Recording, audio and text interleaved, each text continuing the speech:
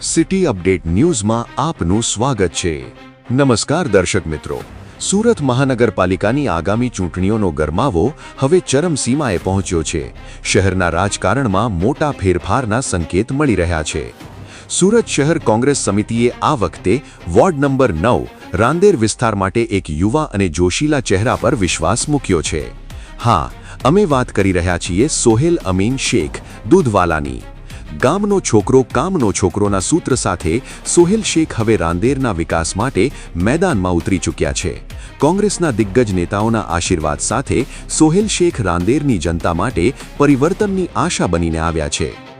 સોહેલ શેખે રાંદેરના વિકાસ માટે પોતાના સંકલ્પો સાથે તેમના મુખ્ય મુદ્દાઓ પર નજર કરીએ તો શિક્ષણ, રાંદેરમાં સરકારી અંગ્રેજી માધ્યમની શાળા અને વિદ્યાર્થીઓ માટે અત્યાધુનિક વાંચનાલય, આરોગ્ય, ગર્ભવતી મહિલાઓ માટે 24 કલાક ડોક્ટરની સુવિધા અને નવજાત બાળકો માટે NICU પેટીની સગવડ, મહિલા સશક્તિકરણ, રોજગાર માટે નવી UCD ઓફિસની સ્થાપના, પાયાની સુવિધાઓ, શુદ્ધ પાણી માટે નવી લાઇન, ગટરની સમસ્યાનો કાયમી ઉકેલ અને નવા રસ્તાઓનું રીકાર્પેટિંગ, સ્વચ્છતા અને સંસ્કૃતિ, ધાર્મિક સ્થળો પાસે કાયમી સ્વચ્છતા અને મોનિટરિંગ તેમજ લારી ગલ્લા ધારકો માટે ફૂડ ઝોન અને નવા કમ્યુનિટી હોલનું નિર્માણ।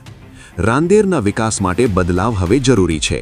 આ નારા સાથે સોહેલ શેખ જનતાની વચ્ચે જઈ રહ્યા છે। હવે જોવાનું એ રહેશે કે રાંદેરની જનતા આ ગામના છોકરાને કેટલો સાથ આપે છે।